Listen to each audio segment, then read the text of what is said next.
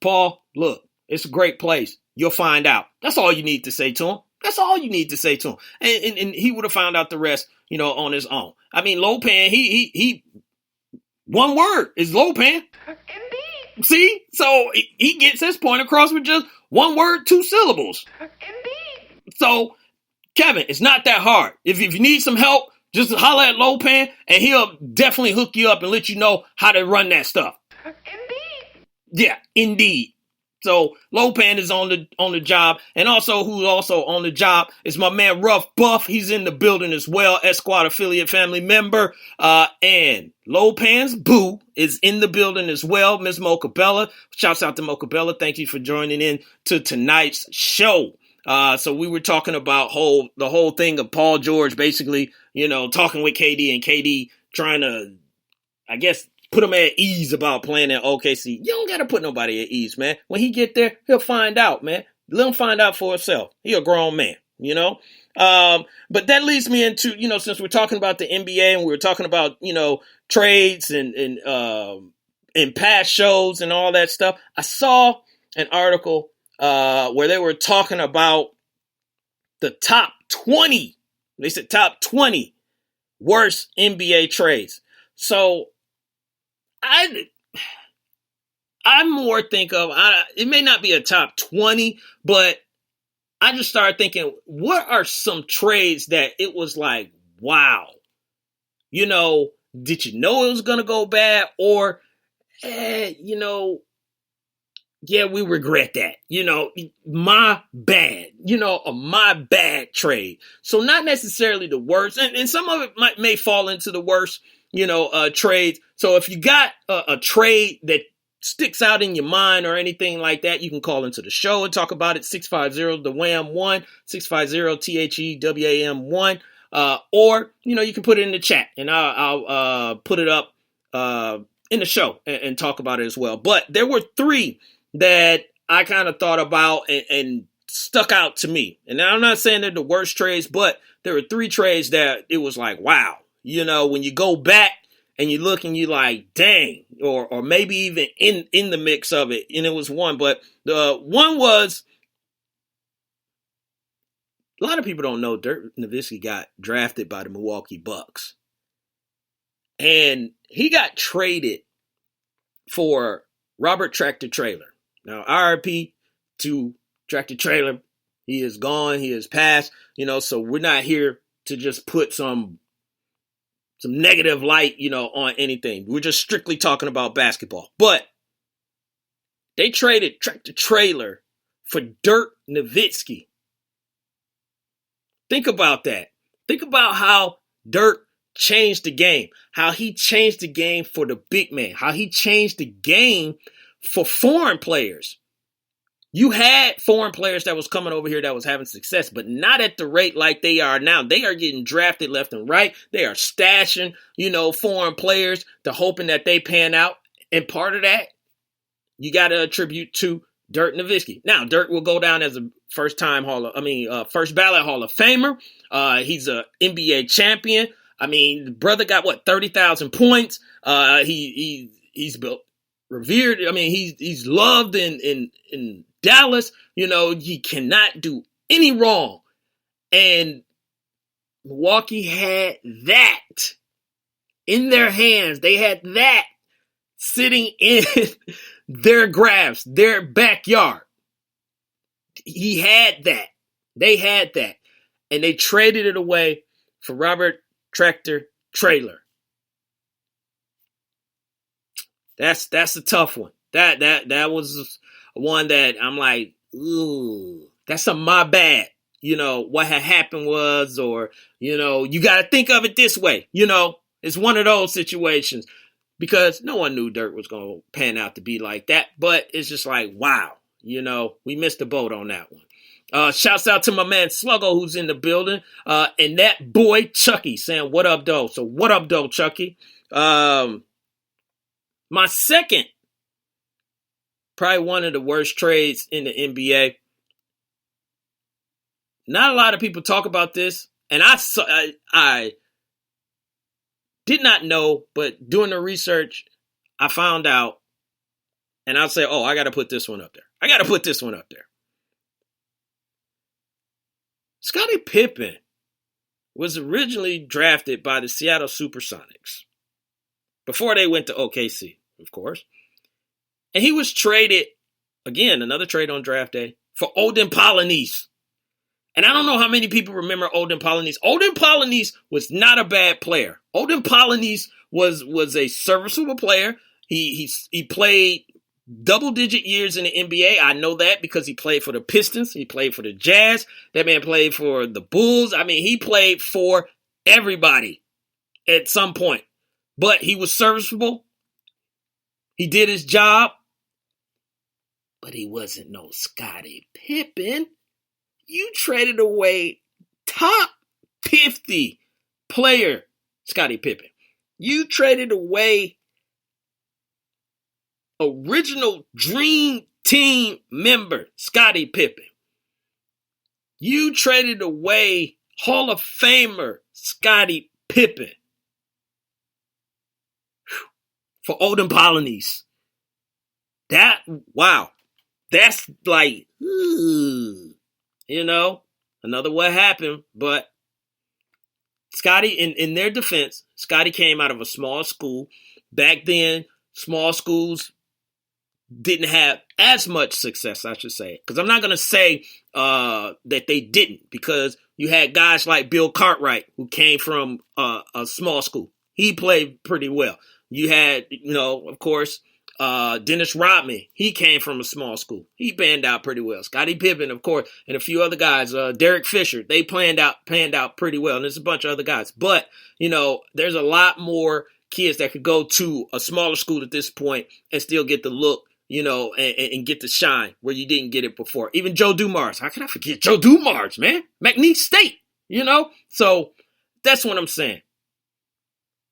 They didn't know.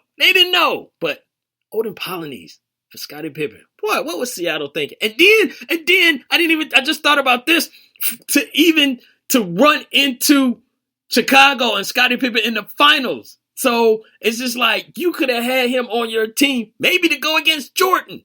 Maybe he could have slowed Jordan down. Maybe Seattle could have had a championship. And also, man, I'm thinking about this on the fly. Seattle might have never left. It might have never been an OKC. All because of one trade. Think about it. What Scottie might have could have did for that organization. All we can do is think. You never know. You never know. Who else jumped in the room? Oh, shouts out to the Barbershop Sports Talk podcast.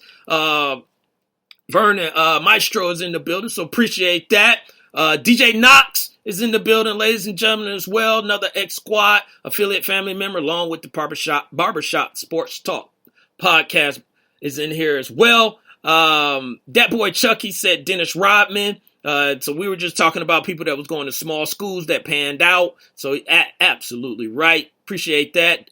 That boy Chucky. Where are you from? Because you came into the chat room. Now, I'm guessing. I might be wrong. I'm guessing that you from Michigan because you said, what up, though? And that's a Michigan term. But shouts out to that boy Chucky again, man. What up, though? Boosa is in the building. Boosa, we were just talking about your OKC, so appreciate you dropping in here as well, Boosa. So the chat is going on. It's getting live, and all this stuff. And again, if there is a trade that you want to talk about, worst trade that you ever came across, you can call the show, 650-THE-WHAM-1, 650-THEWAM-1. But yeah, last but not least, and that boy Chucky, this may hurt right here, because this kind of hurt me. I'm originally from Michigan, but this didn't make any sense at the time when it happened. And to me, one of the worst trades that I've ever seen happen in the NBA was the Atlanta Hawks trading away Dominique Wilkins for, maybe I shouldn't even say, I'm going to say it, Danny Manning. Yeah. When the trade went down, I can tell you this, when the trade went down, I was thinking like, what is Atlanta doing? Why would you trade Dominique Wilkins? Why would you trade, the face of Atlanta, of the Hawks for Danny Manning? And it's just like, you don't even know. And here's the thing. He had 1 year, or he was in the final year of his contract. So it's just like, you don't even know if you can keep him. And what happens? They trade for him. Dominique goes to the Clippers. Danny Manning comes to Atlanta. He finished out the season. And then Danny Manning said, I'm out. And then he signed a free agent deal somewhere else. And Atlanta was left with nothing.